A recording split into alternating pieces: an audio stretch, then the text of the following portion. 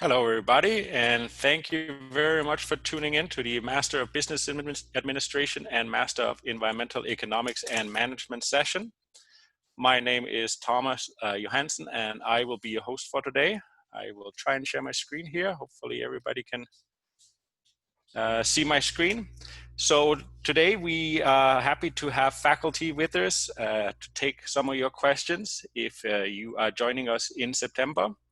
I know this is trying times for everybody, and there is a ton of resources and a ton of initiatives going on at TRU. So we're happy that you can join us, and we can talk a little bit about what the fall semester will look like. This is a chance for us to talk about teaching and academics. If you do have questions around your visa and application and so on, this may not be the best forum.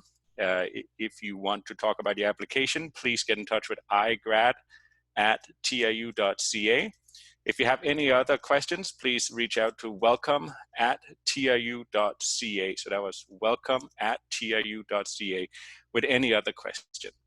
So without further ado, I would like to introduce our panelists. First, Dr. Laura Lamb. Sorry, Thomas, your screen is not sharing at the moment.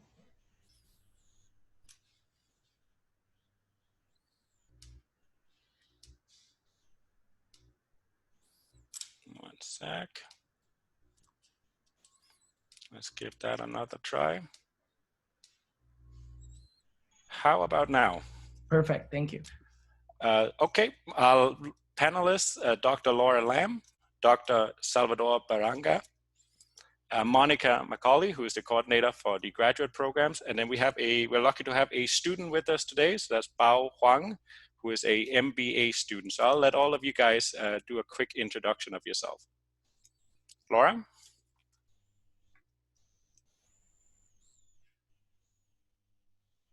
Hello.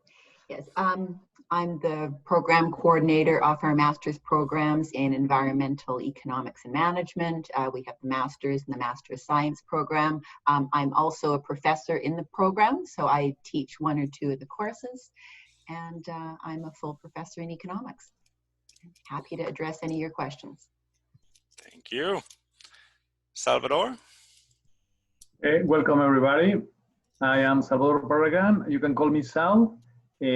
I'm also the academic coordinator of the MBA program, and I'm a professor, I'm an associate professor.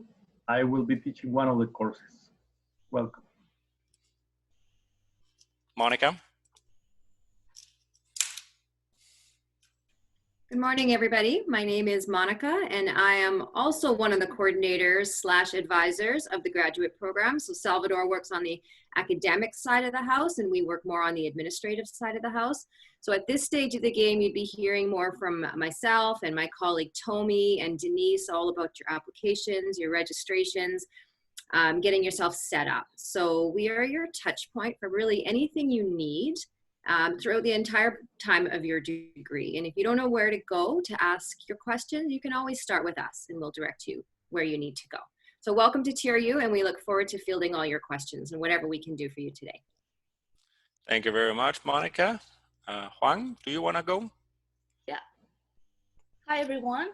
My name is Bora Huang. I'm an MBA student at TRU, and this is my last semester here at TRU, and I'm also a TA for management accounting course, so any question related to it, I can answer and help you guys. Thank you so much. Thank you. Before we get into the Q&A here, do you guys have any kind of encouragement for students going into the September semester, and maybe a little bit about what have your experience been over the summer here? I know you guys have been running online courses over the summer. Anybody? Yes, Monica, please. Yeah, I definitely am all about trying to encourage students because that's obviously a big part of my job. And like Thomas said, we're all in the same boat with just trying to navigate through this entirely strange new experience. But at the same time, we forge ahead, right? We're all learning new ways to run our programs and to support our students. And nothing really stops. At this stage, I want you to feel rest assured that no matter where you are in the world, the support's going to be there for you no matter what. I mean, we're all at home. So we're at home, you're at home. but we have all the systems in place, and we've been working really hard to make sure they run smoothly and we're ready to go. So we just don't want you to have that feeling of hesitation that you're not going to get what you need, or you're not going to be able to reach people when you need them, because it's not the case. We're here for you, and we're totally ready to go. So we encourage you to continue in the fall if that's where your heart is sitting, because we're waiting for you. So we look forward to it. Thank you, Monica. Salvador, please. Sal? Yes. Well, I would say two things. First, I like you guys, I was a student not long ago. I was in Mexico and I had to come to Canada to study. And I thought I would have loved to have this opportunity to do a semester from home, start getting into the MBA. And then when all the things with COVID go away, we will move to Canada. Then it's a good time to try it out from home. It's not bad. This is the first thing. The second thing is what Monica was mentioning.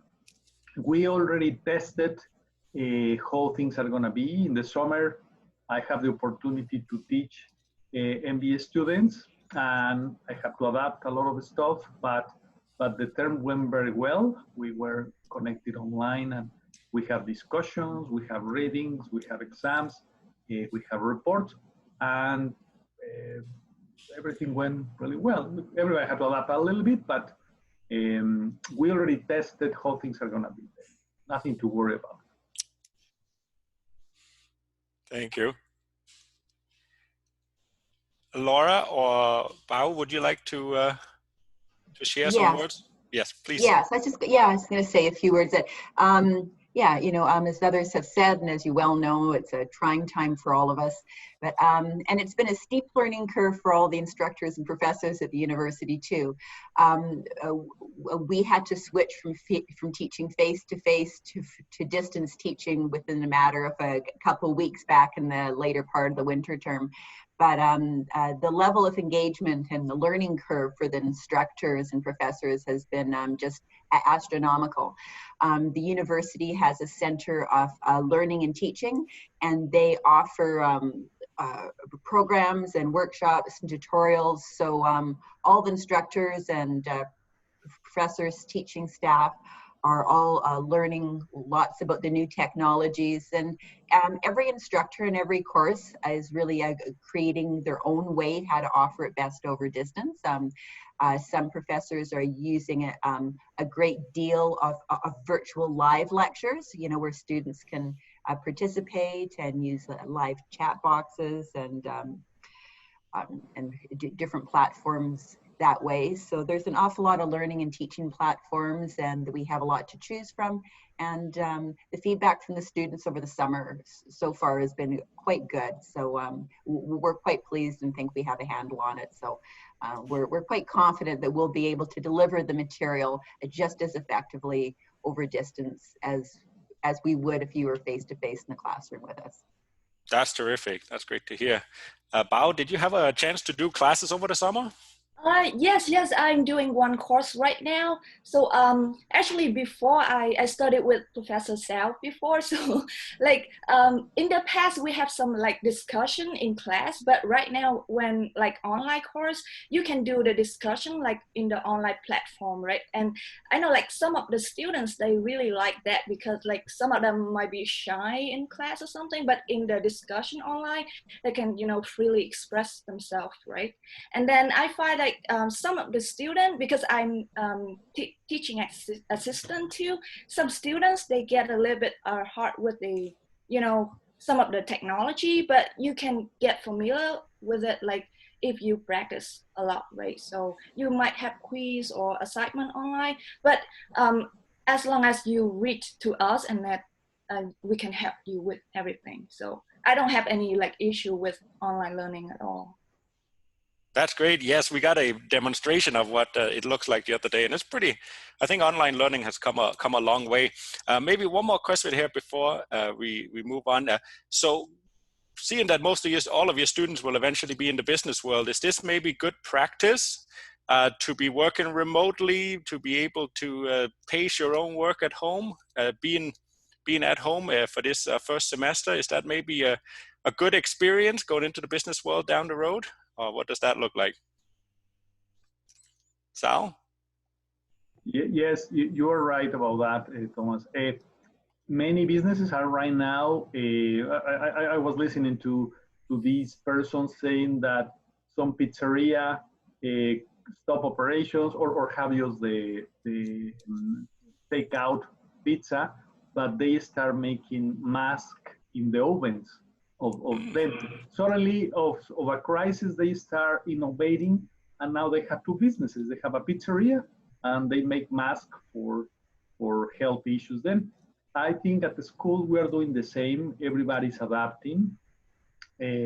We're using different platforms. Then we as faculty had to learn to do this, like Laura was mentioning. But students also are learning all type of platforms. With my students this summer, I asked them, what else are you doing in class? And they tell me, well, this professor is using videos with lectures. This other professor is doing this other stuff. Then everybody's getting into this new way of working. But we haven't lost, like Bora was mentioning, touch. We're still discussing, seeing each other. And well, for some students, it has been very nice to be from home, discussing in the favorite chair, grabbing a cup of coffee. We have breaks, and everybody goes for coffee and return. Then, and sometimes they discuss. There are group discussions. Then I sometimes mute my camera, leave the room, and I leave the students to talk by themselves. And they love that because always you want to talk to other people, right? Yeah, that's it. All right. Anybody have a last comment here, or otherwise we'll move into the Q&A. All right. So regarding the Q&A here, we have a number of preset questions that we will start out with. After that, you can either leave your questions in the chat box, or we can unmute you and we can do it live regarding, depending on what you are comfortable doing. So for the first couple of questions here, our first question is, what will the delivery method be for fall of 2020? Who can I invite to answer that question? Monica? Sure, Sal, I don't know if you want to answer. I can start and you can add to it if you want. Fall is definitely going to be delivered virtually. So you will be registered into, or you will register into sections of courses that technically would have been on campus, but they will be delivered virtually through Moodle. So you're going to have components of synchronous and asynchronous, or you're going to have synchronous and asynchronous components to your class. Synchronous meaning you may have to be online at a certain time to have a class discussion with everybody, and asynchronous is obviously you can report to your screen when it works for you and watch recorded content, etc. So that's going to be the basic of all the courses that are being delivered for the fall. And Sal, in case you have any other comment with that, I'll just mute myself. Thank you, Monica. For instance, I'll tell you what I'm going to do this semester. I'm going to teach leadership and organizational development, and I'm going to have readings for students. Then the students, you will have to go to our online library and access these readings. I'm going to have cases. You're going to have to buy these cases, and then we will have discussions. On a week, I will have a couple of teams discussing, and we will be face-to-face discussing the material. And a couple of other teams, they won't be in class. They will be preparing a report. And then the following week, the students that were not in the discussion now will be in a discussion with a new case and new material. And the other two teams will be working by themselves. Then we will be alternating synchronous with asynchronous. And we will have an exam that you will connect in the computer. I'll give you a case 1 week in advance to prepare. And we will have on a specific day with a meeting. and you will have questions about the cases, what we did this summer, and that will be an example, right? Other faculty may have recorded lectures. I have seen some lectures that you can see the PowerPoint, you can see the face of the instructor explaining something, or some instructors have just the voice, and they explain all the techniques for a particular class, such as supply chain management. And then you can meet with the instructor if you have questions, or you may have one particular session where you discuss all the material you've been covering. Maybe Laura has opinions for the MEEM and MScEEM programs. Yes, please.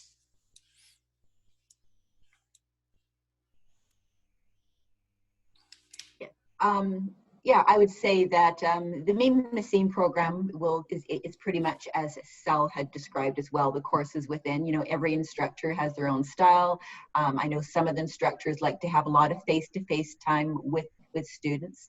And that will raise the issue of time zone alignment, you know, so that may be something that we're going to have to discuss and work out when you have students in different parts of the world. So that will be something. But at the same time, most of the live synchronous lectures will be recorded. We've been encouraged to record a lot of those as well. So if a student has to miss a class, you know, just the same as if you're taking a regular face-to-face class, if you had a doctor's appointment and have to miss part of a class or something like that. In this case, a lot of the lectures will be recorded, so you could go and check into them later. The MEEM and MScEEM program is different from the MBA in that it's more specialized, so our classes are a lot smaller. So with the distance delivery, there will be an opportunity for an awful lot of personal connections and contact with your professor. Your professor will know who you are and they will know your name, you know, and I think, you know, that will be the case for many of the MBA courses as well. But with the MEEM and MScEEM, the class sizes aren't usually greater than about 15 students. So it's a smaller cohort. The distance learning will be very amenable to a lot of engagement and interaction. Thank you. Terrific, thank you. Bora, so what has your experience been with how courses are delivered, and are you excited about it?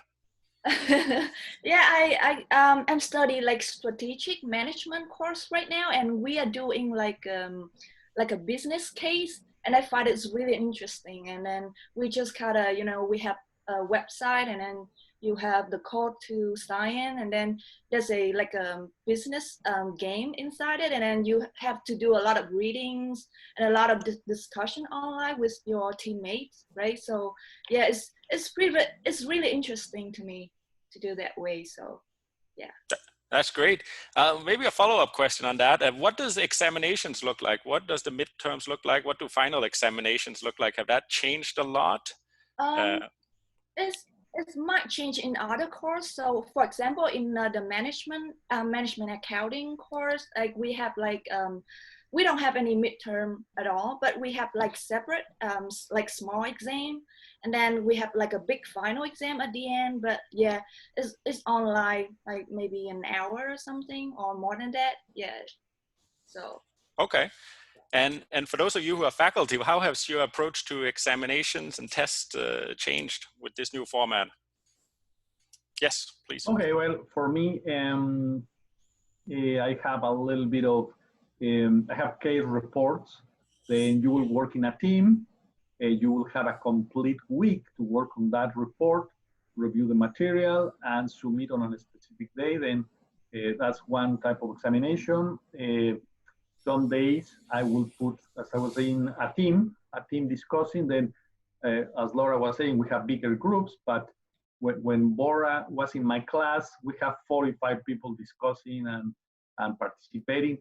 Now I'm have to deliver in small groups, and then we will have a team of 4 or 5 teams, one team at a time, and we will talk about it.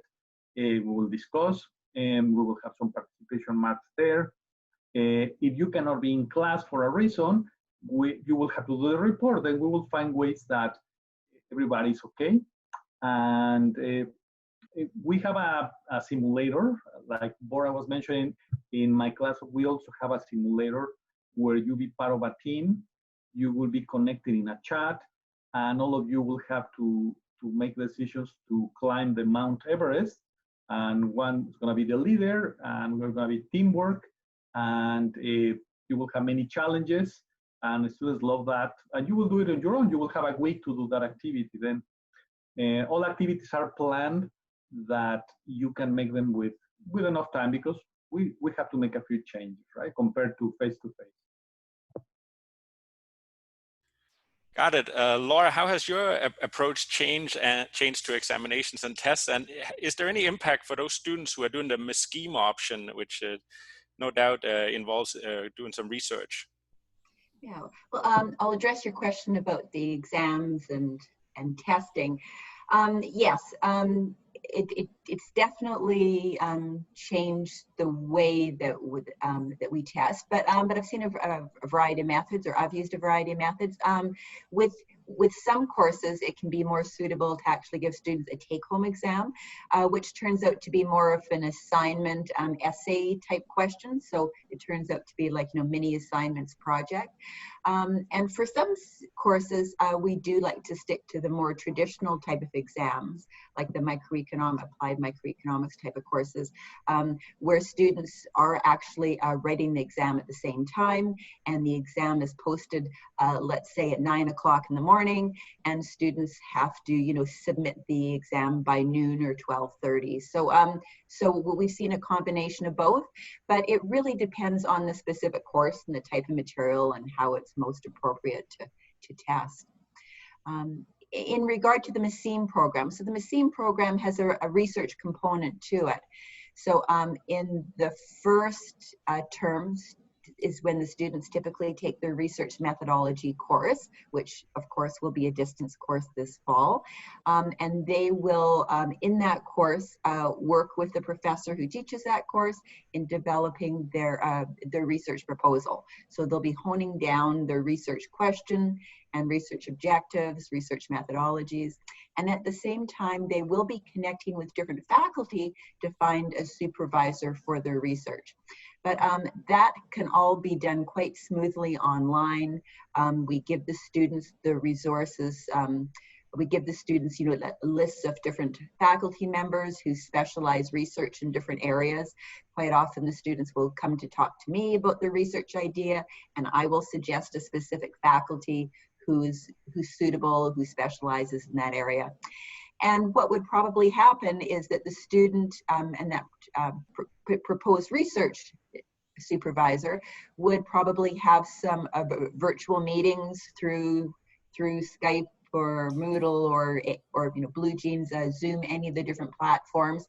So there would still be a lot of face-to-face contact, but it would be virtual face-to-face contact. With your research supervisor, you typically do spend a lot of time, especially at the beginning of the relationship, but it would be a conversation just like you and I are having right now, using software. Got it. All right, let's jump to question number 2 here. How many courses do I need to take in order to maintain a full-time status this fall? Monica, can I get you to jump in on this one? Yeah, for sure. So in order to remain full-time, you have to have 2 courses, or I'm going to say 6 credits, because we do have a few courses, very few courses, and not every semester, that are valued at 1 credit each. So to say courses sometimes can be a little bit misleading. 6 credits for sure, which is typically 2 courses. And it doesn't matter where you are in the world, if you're studying here or if you're studying at home, that is definitely what you want to maintain.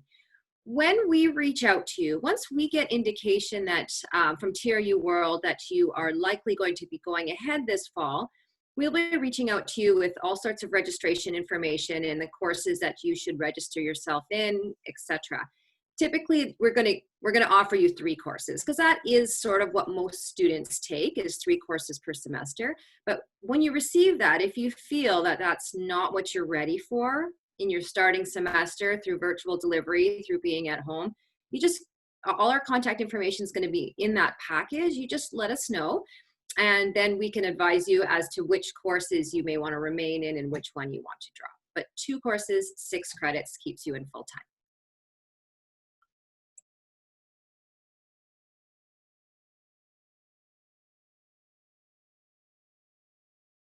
Sorry, I just got to unmute myself, I guess. So now we'll jump into the Q&A section here. So please do leave your questions in the chat box or raise your hand, and we will unmute you, and you can do your question in person. I'll stop sharing my screen so we can see all the people who are on the call here, and I will start going through the questions in just 1 second. There we go.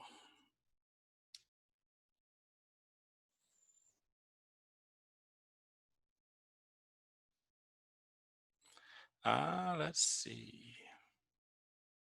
So we got the first question here. So this is Saurav R, who is asking, so just 1 semester will be virtual, right? And I think, I don't think anybody can give a definite answer to that right now, but I believe that is, we're planning for just the 1. Is that kind of the general feel, or does anybody want to, is brave enough to comment on that one? Well, I would say I would love to go back to my office in January, but we don't know, right? Because we have to follow guidance in Canada, and each of you will have to follow guidance in your country. Then we will have to discuss that, and the upper management at the university are discussing that in the best interest of you. And we want, if it's not possible, we will continue for another term, but we don't know yet, I think. Yeah. Yes. Anybody else? No, I don't think anybody has any more to add at this moment. Actually, Thomas, can I just make a comment? Sorry. Yes, yeah, I just wanted to just reiterate what Sal said. Like, nobody knows. Like, we really wish we did. We have to prepare for virtual delivery in the winter just in case, but nobody knows. And this is why we still encourage you to take the step and continue in the fall, because waiting for winter is absolutely no guarantee. You know, we could be very much in the same point. So you're, you know, like Sal said, you're at home, you have the opportunity to remain with your family, to save some money, to test it out. And come winter, if we're able to invite you here to come to campus, you already have the academic understanding of what happens at TRU. So then all you have to concern yourself with is your moving and your settlement issues and starting a new life in Canada. And you'll feel that much further ahead because you already got a bit of a handle on what academics look like here at TRU. And I can understand the desire to say, oh, let's just maybe hang on till winter, but winter is anybody's guess, and there's absolutely no guarantee. So that's why we're also here to encourage you to let's just carry on, because the future is a bit of an unknown, a big unknown, like, actually. Yes, fantastic. We got a question here regarding how is the MBA then different from the online MBA that's regularly offered by TRU?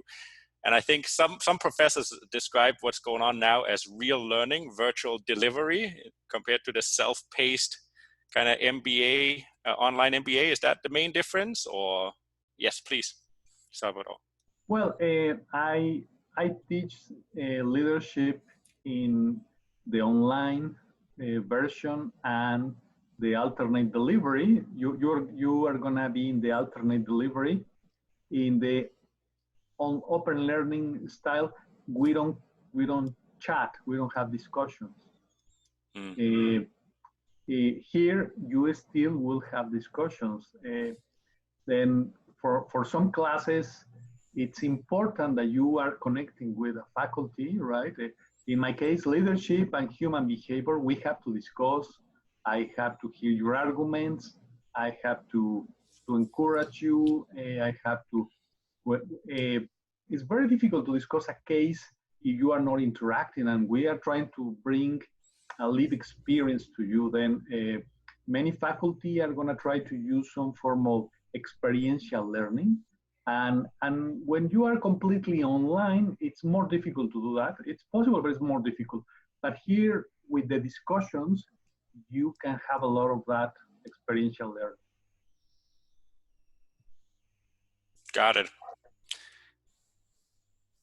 A question here, and this is something I imagine you guys get a lot.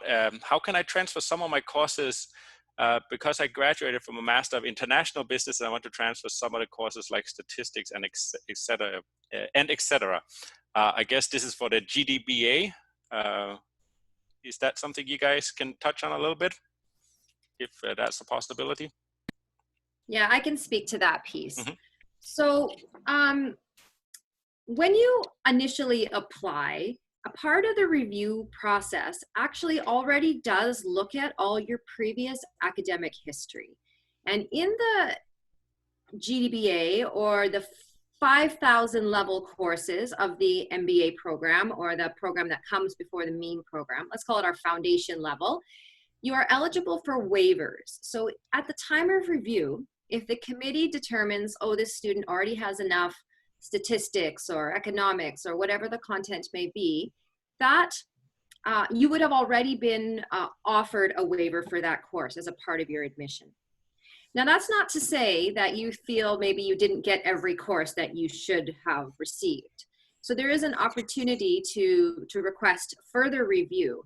And when we send you your registration information, because that's only going to come to you when we have information from TRU World that you have your study permit, or it's in process and the likelihood of you starting is great, then we start the initiating the registration process. And in that package, there's a whole section that speaks to applying for these waivers and what we need, and in particular, when we need it. Because we gather this information from you and then we have to send it to the subject matter experts. We're not the subject matter experts, so there could be some time delay there. So it has to be done in advance. Now, when it comes to transferring, it's a bit of a different thing, a little bit more complex. If you've already completed an MBA somewhere else or a master's somewhere else, and you feel like you have almost the exact course to a 6,000 level course, it's a bit more of an in-depth process. So that's something that maybe on a one-on-one basis we can discuss, because it's not something that happens too often to get transfer credit. So feel free at the time of when you receive your registration information, if you have a specific question about how a waiver or transfer credit can apply to your individual situation, we can set up a call just like this and talk it through. It'll just make more sense on a one-on-one basis. Makes sense. Thank you. One question here is there any chance that if borders and travel restrictions are lifted before early September, that classes will resume on campus, or it's set in stone now that it will be virtual? Laura, do you have any idea about this?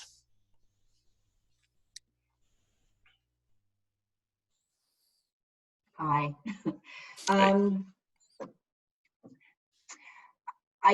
I guess like the other questions surrounding these type of topics, you know, no one can say for sure, but all the plans are for the fall term to be taught virtually, but by distance. So yeah, with the information we see out there, I don't think it's reasonable to think that there's going to be any change at this point for the fall term. That would be quite shocking. Yes, agreed. Fantastic. In any of these sessions, will there be any one-on-one sessions with the instructor? And maybe here you can touch upon office hours too, if they want to come see you guys in person. Is that doable? Yes, I think that many instructors will be open to communicate through email. Some instructors may say, "This is my Skype account," or an instructor will send you a link for a meeting similar to this. I have one-on-one. I have a student who wanted more feedback about his performance, and we have a conversation. Another student was asking questions about his future career, and another student was interested in doing research. Then you can have all these conversations one-on-one. And sometimes you can have a team. Some people have the team, 4 or 5 people, and before starting the class, ask questions to the students. What is going on? How do you feel? How are you adapting? Is the technology working? Then there will be many ways of talking to your instructors, for sure. Right. Bora, what is your experience been with talking to your instructors throughout all of this? Oh yeah, like I can book like Professor Sal said, like we have like one-on-one, or like so in accounting course, like professor will divide it like into small groups. So maybe you have like 3 or 4 students, and we have like 2 times per week you have a meeting with professor, and then you can tackle any of your concern or questions or anything like that. So perfect. That's great. Another question we get in here is there any chance that the students can audit an online class and then make up their mind? And is there a certain date before which they can add or drop courses? I don't know if anybody would like to jump in on that one. Monica? With respect to auditing, I don't actually know. It's not some, I know we're not supposed to really say that we don't know, but I genuinely don't know. It's something that we'd have to look into. I haven't had any student audit a course. How that looks to you as far as an international student and on your record having an audited course, maybe Ziping or Suraj could speak to that. The process of auditing it is something we would have to look into. There is definitely an add drop period. So let's say we connected with you and sent you all your registration information, and you got yourself registered and you started. And in the first week of class, you just felt that this is just not for you, or maybe 3 courses is not for you and you want to drop down to 2. We have a deadline date. You have the first 2 weeks of classes, and all this information is in your package, and we send reminders out basically nonstop so that you're aware of that drop deadline. And as long as you drop your course on or before that date, you'll have a tuition refund. Got it. All right. Good question here will be, we talked about it a little bit earlier about time zones and how we're going to work that out. Here's a question asking us, will we be grouped into regions, continents, because of the time zones differences, and will we study together then as that group, or how do we approach the time zone differences for the stuff that is synchronous?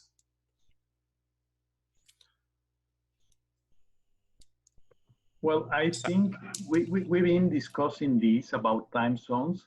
In my case, I could tell you that I've been asking the question. I need to know what students are going to be in my class, and I will adapt a few things. We've been discussing that. In the case that one thing is that you will know exactly when you have to be connected.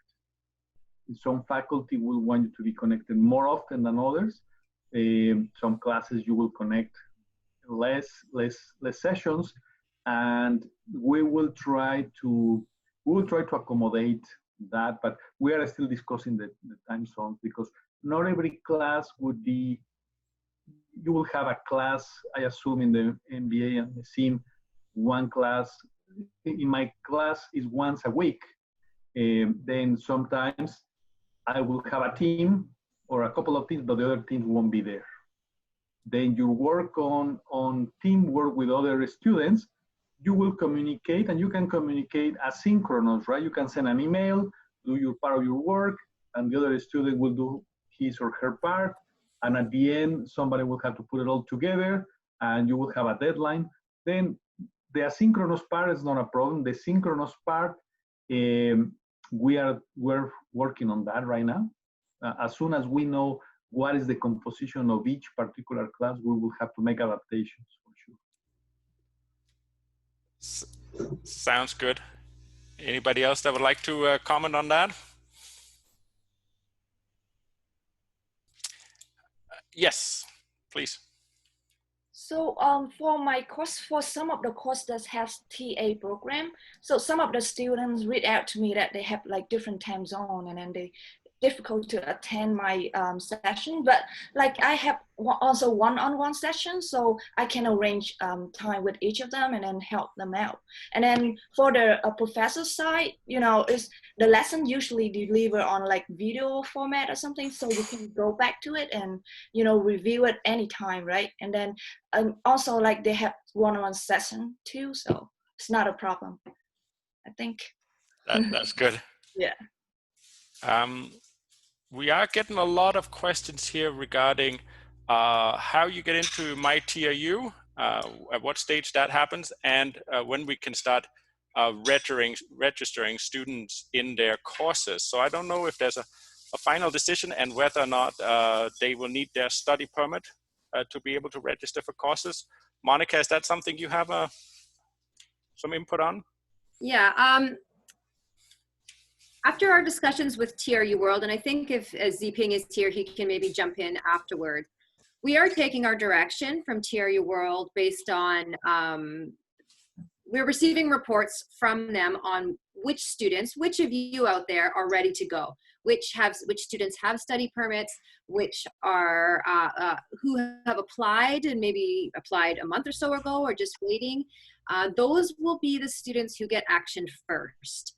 Because the likelihood of receiving the study permit, or you already have it, is obviously greater.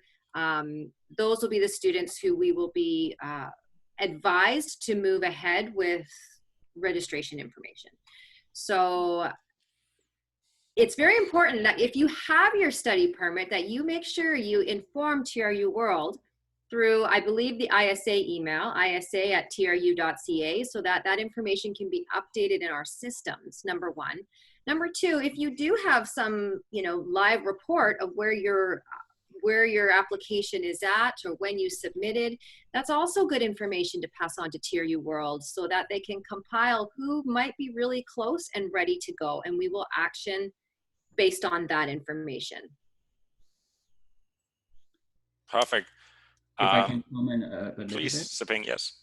Yeah. Good morning and good evening, everyone. And this is a very exciting group, our master's students. And I'm very proud of the achievement that our MBA program, our MEEM program has made within Canada. And those are outstanding programs. So congratulations to all of you who got an offer from a very competitive mission program. So congratulations.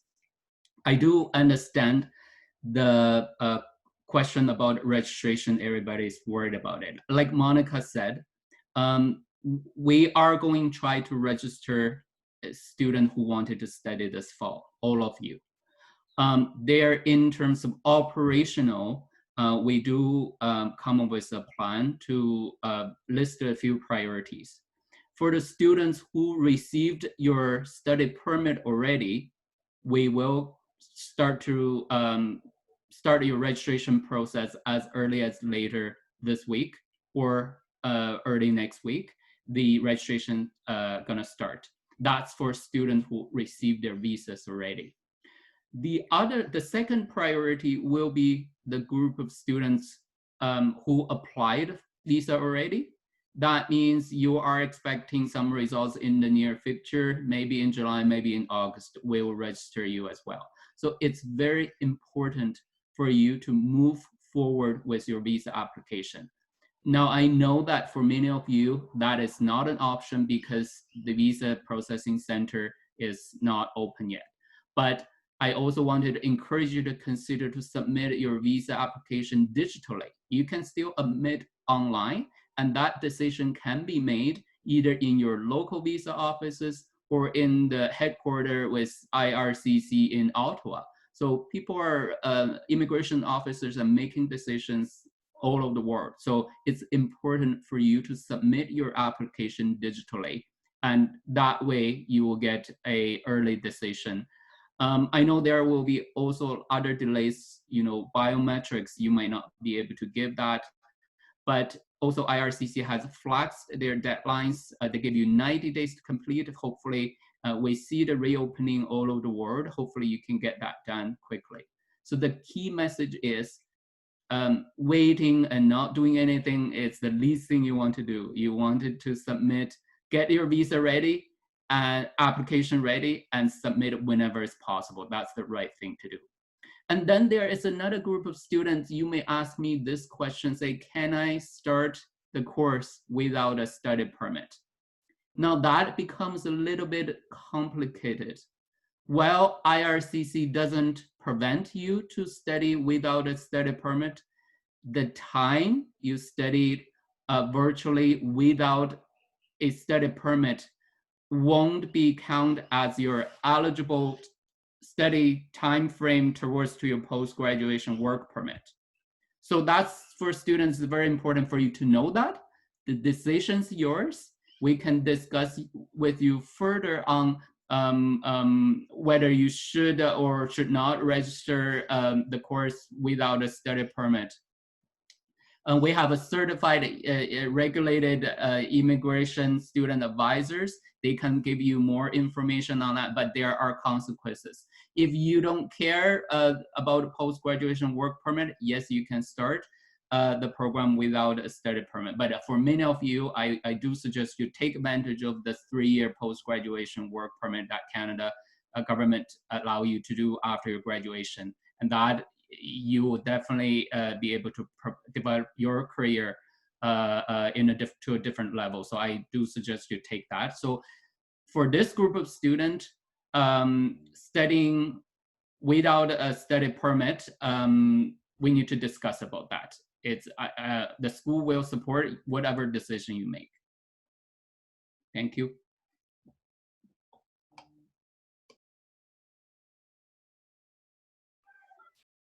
Thanks, Ping. Is there anybody else who has anything to input there? Otherwise, we will we'll jump to the next question. So next question is regarding library access. So I guess this is something a lot of students would be thinking about: how to access reading material, how to access the library, how to access other on-campus support services. So Sal and maybe Bora, do you have something to input there as well? Let's go with Sal first. Yes. Well, once you are registered in your classes, you would know if you require a textbook. Then if you require a textbook, you are going to have to order your textbook online and acquire a textbook. Some instructors, in addition to textbooks, use readings. You will have, of course, PowerPoint slides. I have PowerPoint slides and I upload them in the Moodle. It's a system that everybody's going to access. Then you will have PowerPoint slides there, videos, etc. We have a library. Then when you have your email account, you can log into our library and download specific articles, management, Harvard Business Review, Sloan Management Technology, California Management Review, etc. You will download some of these readings. Then you will have a variety of materials that the only one that you're going to have to buy is a textbook if the class requires a textbook. Otherwise, you will get everything on the library. Got it. Thank you.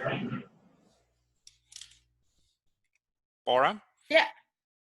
Yeah, like I don't have really much experience about the library right now, but like you can access it online. A lot of like PDF file and like extra readings you can access online, and you can also book the one-on-one meeting with the librarian, or like if you need help on that. So yeah.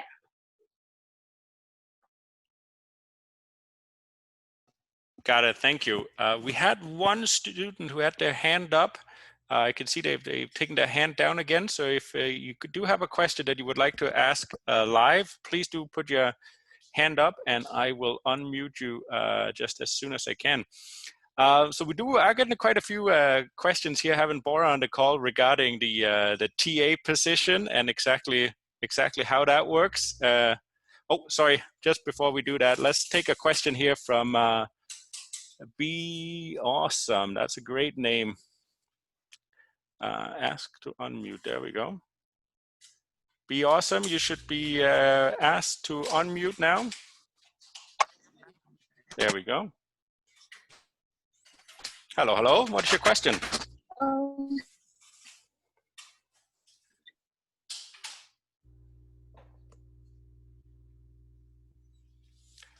Be awesome. Are you there?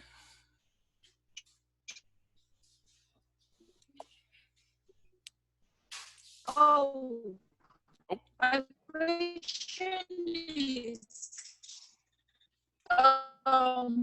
right now, as we don't know when this will be reached. The connection. Sorry, the connection isn't awesome on this end. We don't know.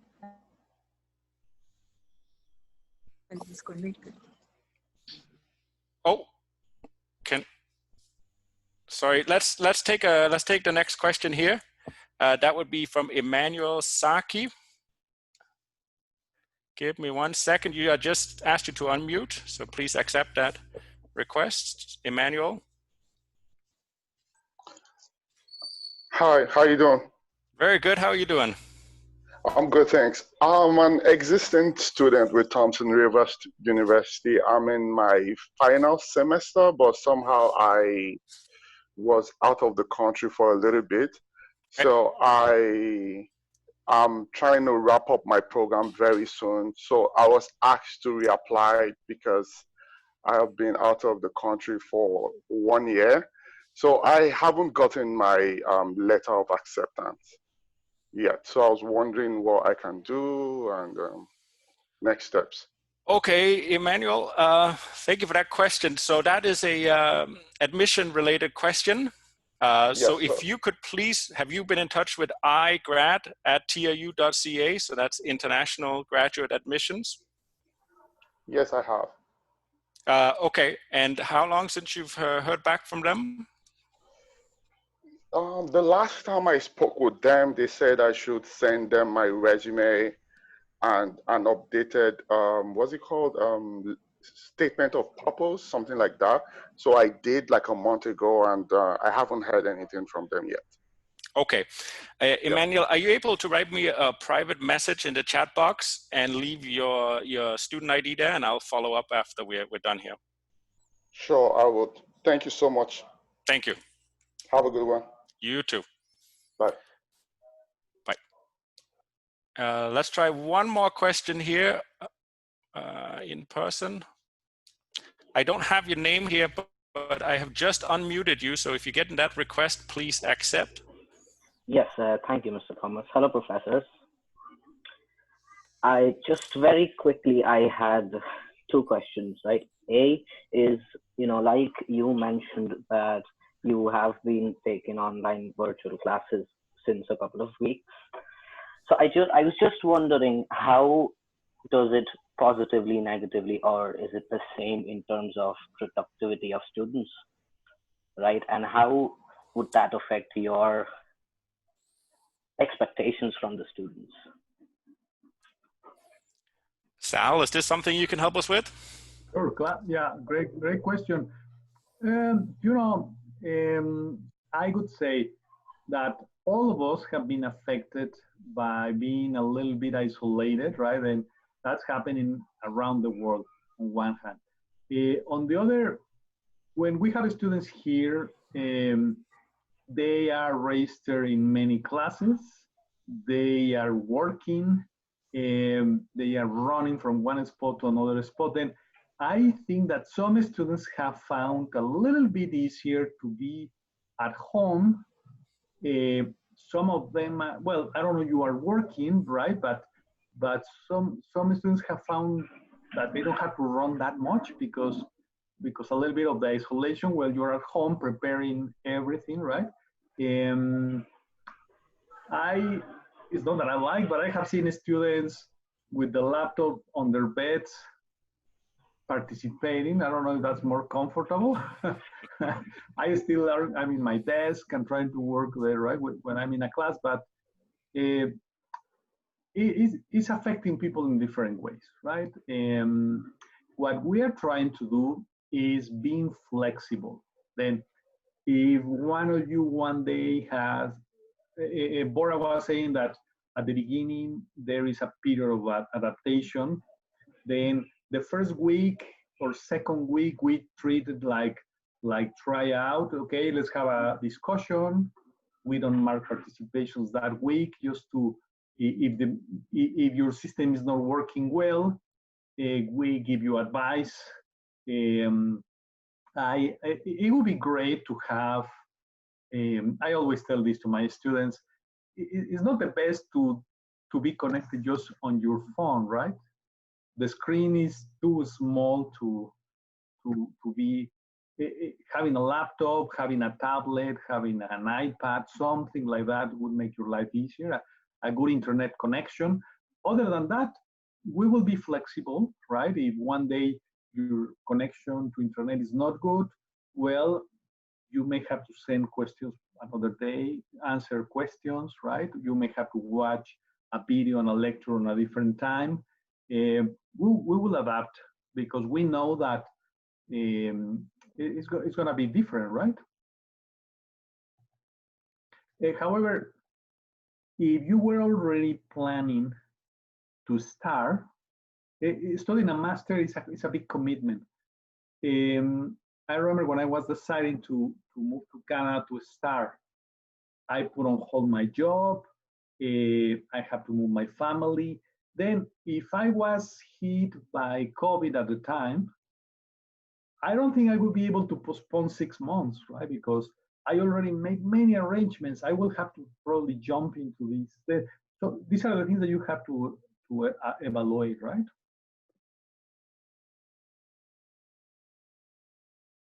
Great, thank you. I hope that answered your question. Just before we take the next question, Bora, can you just talk a little bit about the TA program and how that works? We keep getting questions here, and then we'll go on to take a question from Ambrose after that. So Bora, please.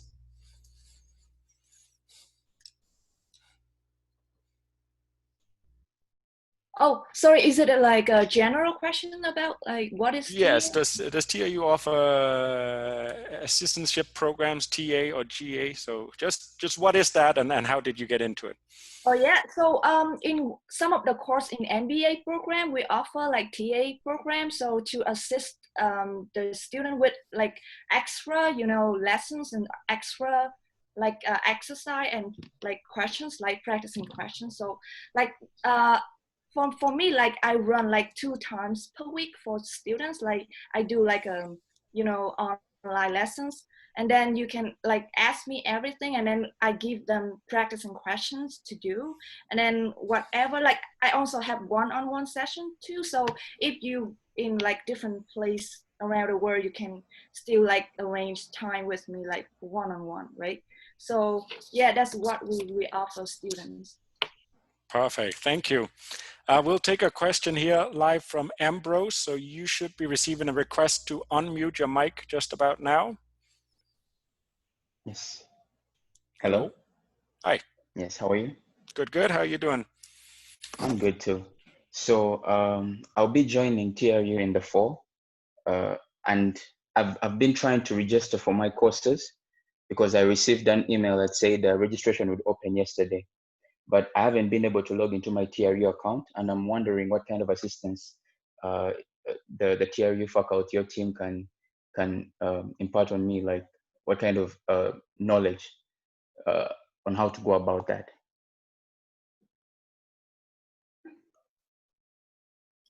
Okay, hello, it's good, you can hear me? Yeah. Hi, Ambrose. So I'm hoping you can hear me. I seem to be having some network connections errors coming up, but is it okay? Everybody can hear me okay? Yeah, okay. Ambrose, we will definitely, like Ziping said, registration just opened yesterday. So we are working to getting information out to our students by the end of this week, at the beginning of next week. For our MBA students, we have space for you. So it's we don't have to be as concerned about things filling up sort of overnight.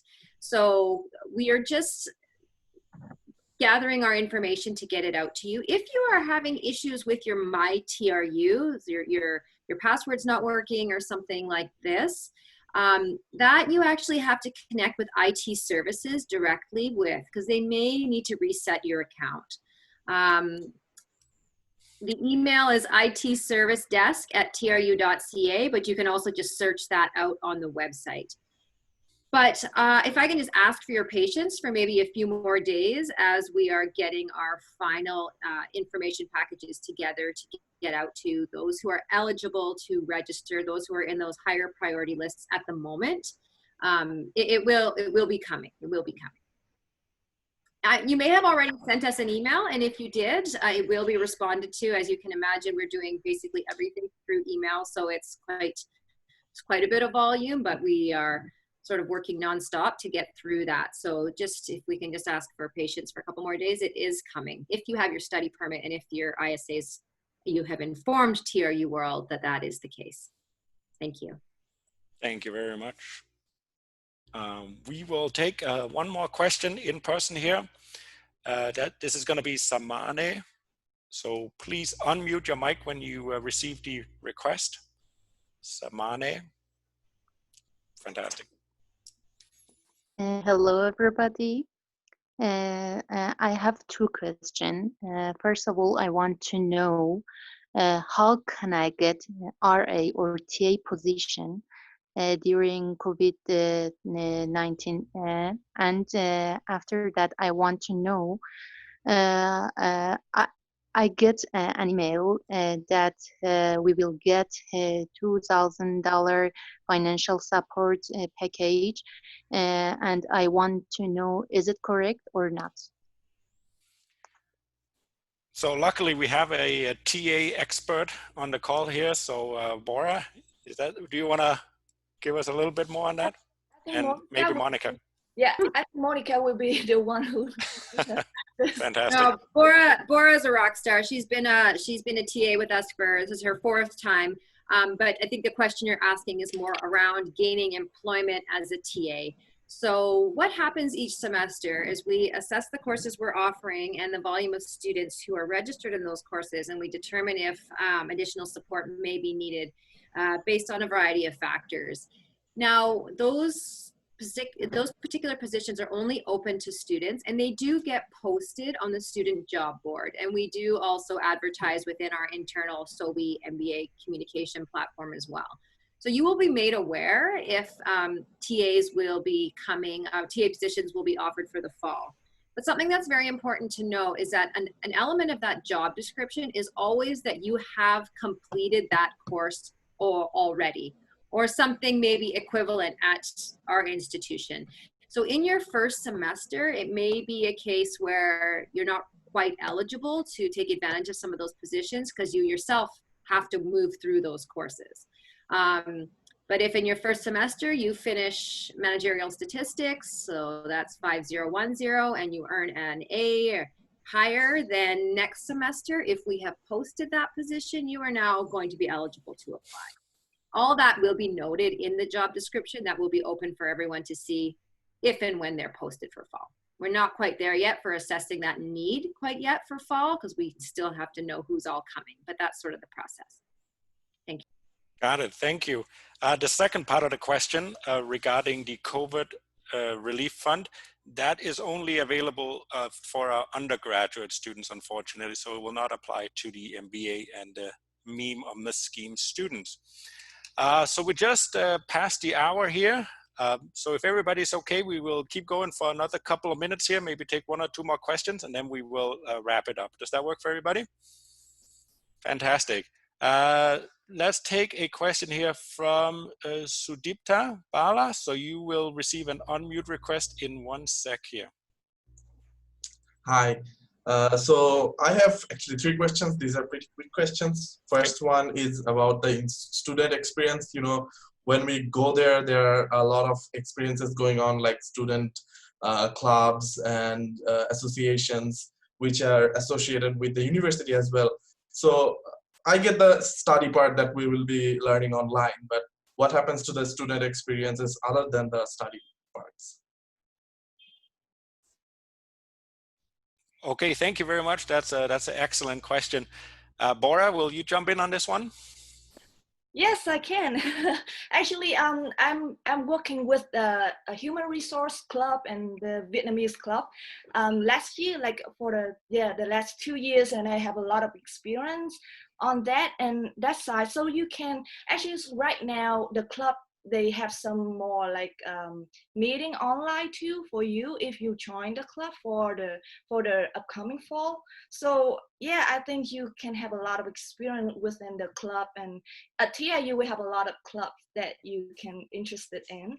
And other than that, you know we have like career like consulting in university too. So if you have any questions related to your career, or because like I want to go to human resource, so that's why I want to join the HR club at TIU. So if you can do something like that, it would be great for your future career. So that's my experience. And we have a lot of help and support from TIU, like library, or you have writing center, or a lot of things that you can Okay. check out. Yeah. Okay, my second question is regarding our faculties and how our classes will operate. So the class hours are usually fixed, right? But these online experiences are a bit less responsive regarding, showing hands and asking of questions. So will the class hours be the exact same fixed class hours, or will they increase or decrease in similar matters? So I guess this is a question around synchronous and asynchronous classes and whether or not we are able to tell which are going to be which yet. Sal or Monica, is that something you would? Yeah, well, thank you for your question. When you're registering classes, you are going to have a course outline describing that particular class. You will have a syllabus where you know how you're going to be marked, when do you have to meet in a virtual environment, when do you work on just deadlines on a specific project. That means that you may not have to meet. Then for each class, you will see a lot of variation, right? And if I tell you in my particular class, Bora took the face-to-face, and we have discussions every week. I have to change that, but I'll put you in a small team. Then I will give you enough. You may have to talk fewer times, but I will make sure that you engage. And if I see that you are not really engaged, I may ask you to have a discussion with me in a different time, right? Then I'll try. Every faculty was gonna try to bring engagement, because engagement is part of succeeding in this in the MBA or the MEEM and MScEEM program, right? I don't know if that answers your question. Yeah. Oh, it does. Perfect. So the last question. I'm sorry if I'm taking too much time. No So Professor Sal actually said something about a case. That we might have to buy cases, if I'm right about that. So if we have to buy cases, from our countries from South Asia, it's hard to transact in currencies other than our countries. And I have actually talked to my banks. It's a bit of a personal question, but I actually talked to the banks, but they were not able to provide any credit cards of dual currencies that I can use to transact in international currencies. So that might be a hindrance towards my education and buying cases regarding those matters. I'm sure that there will be a lot more than this, but will there be any support regarding these issues from TRU themselves? Okay, well, I will take note about this, and we will have to find a way that you can have access for these cases, right? I don't have a right answer right now, because usually students connect to the bookstore. We have a bookstore that you can connect online, and you will know what material you need. The bookstore may be able to buy the cases for you and find a way that I'm just making this up right now because I don't know how they will fix this, and you pay maybe through your tuition to TRU and they send you the course packed with all the cases. That's the solution. The students would have two options face to face. They could buy the cases directly from the publisher. That you connect online, you use your credit card, and you get you download the case. Or you could go to our bookstore, they will print all the cases for you, and you pay the university. Then I assume that you will have to work with the bookstore to get these cases and find a way. I think we will find a way to do that. Yeah, I'll make note and send an email to the bookstore to be ready for this possibility, right? Yeah, thank you. Okay. Terrific. Thank you, guys. We'll take one last question here, and then we will wrap it up. So Dinesh, I'll try and unmute you here. Please accept the unmute request. There we go. Hey, am I audible? Sorry, we're having a bit of a hard time hearing you. Am I audible now? Yes. Cool. Hey, everyone. So my question is, when you said that students will be receiving a package of courses while the registration, would that be something flexible? Like, would the student have like free choice of choosing any of the 6 courses in GDBA, for example? Would it be something flexible according to the student, or is it something fixed that these are the 3 courses that student must be studying in the first semester, and similarly for the second? Thank you, Dinesh. That's a great question. Monica, do you want to jump in on this? Yeah, Thanks. for sure. So, well, what happens, especially at the GDBA level, is every student's collection of courses is different based on their previous academic history. So in your registration package or your welcome letter, we will be recommending the 3 courses that you should be taking. There's a couple reasons why. You know, in a certain case, there could be something that's a prerequisite for something else. Sorry, my other phone's ringing.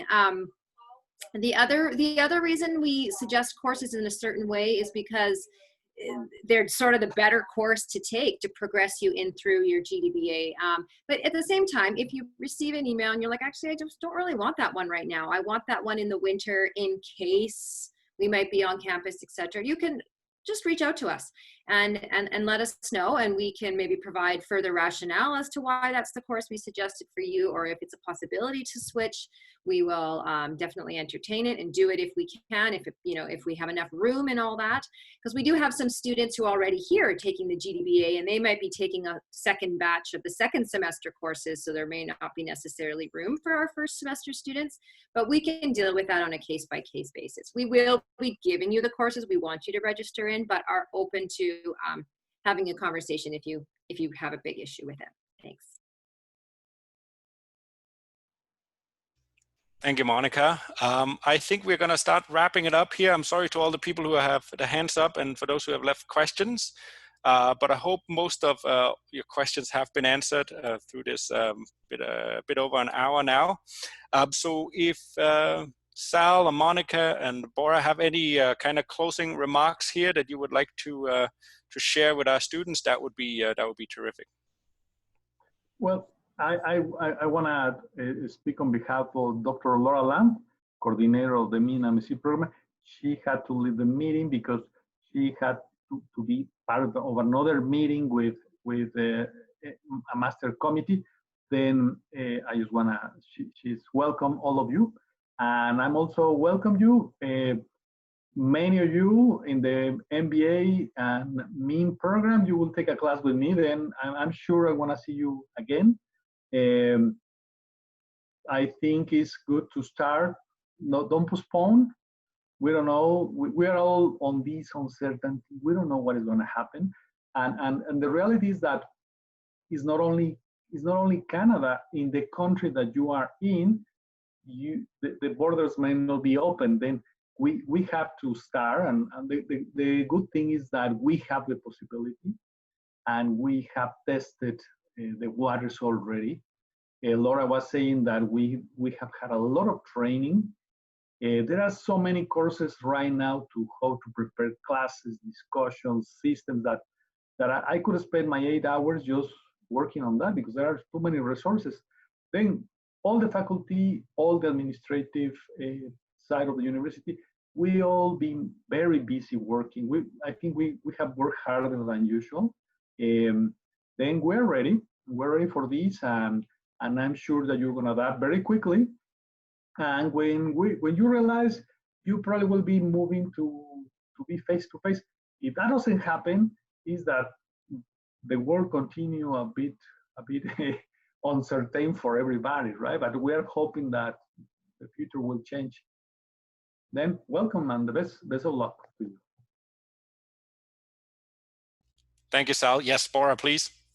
Yeah, just one last thing. I know that we are going like into like difficult times, but I know like if you have any concern or any questions, just reach out to us, because if we don't know, we cannot help you, right? And then we are in all this together, so don't be worried. Yeah, just that. Thank you, Bora. Monica, do you have a last comment here before we wrap it up? Yeah, I just want to encourage you all, of course, to continue in the fall. Like Sal said, we're ready. So if you guys are ready, we're good to go. But also take this opportunity to, it's kind of, you're being forced to adapt. You're being forced to be flexible. You're being forced to be uncomfortable. But in the long run, this is not a bad thing. You're going to be able to draw on the experiences that you have had to go through to be able to be resilient through this time, both at home, with your families, in your country, with whatever's going on, plus trying to maintain your studies from an institution from across the world. You're going to have lots of experiences that you can draw on in the future when you're running a business, when you're working, when you're going through a job interview, of your ability to be flexible and adaptable. And I mean, we all came home and started working at home and had to work with platforms that we were not bothering with for so long because we didn't want to, or we didn't have to, and now we're forced to, and now we know we can, and now we know we have the capacity to be flexible when the time comes. And that's something good in our back pocket. That's something on our resumes. That's something that we can speak to, and something that you will also be able to if you choose to accept this challenge, which we certainly hope you do, because you just never know what challenges are going to come your way in your life, but you know you can handle it each time you push through something new like this. So we just strongly encourage you to join us, and let's just go through this together. Thank you. Thanks for being here today. Thank you very much, Monica. Thank you to all our panelists today. It's been very informative, and I think it's helped us clear up a lot of questions that were out there regarding teaching and the academics and other stuff. So thank you very much for doing that.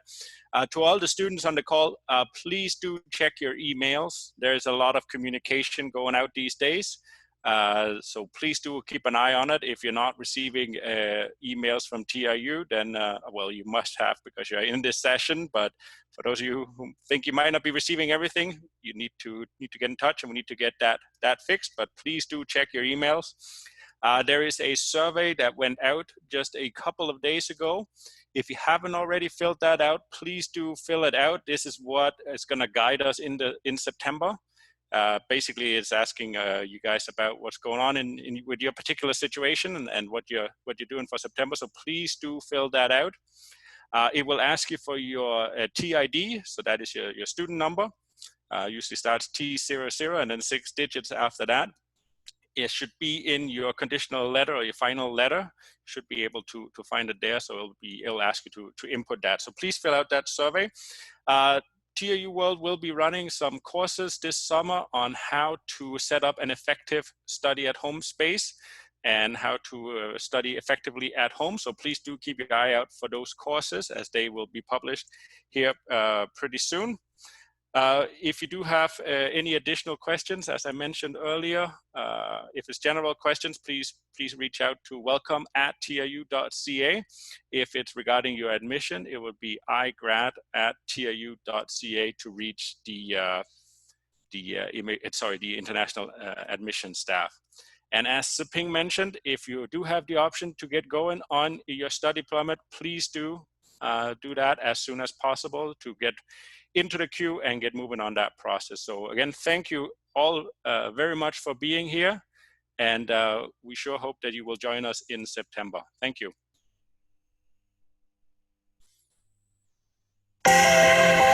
Hi, I'm Elizabeth, and I just graduated from the Masters of Science in Environmental Economics and Management in TRU.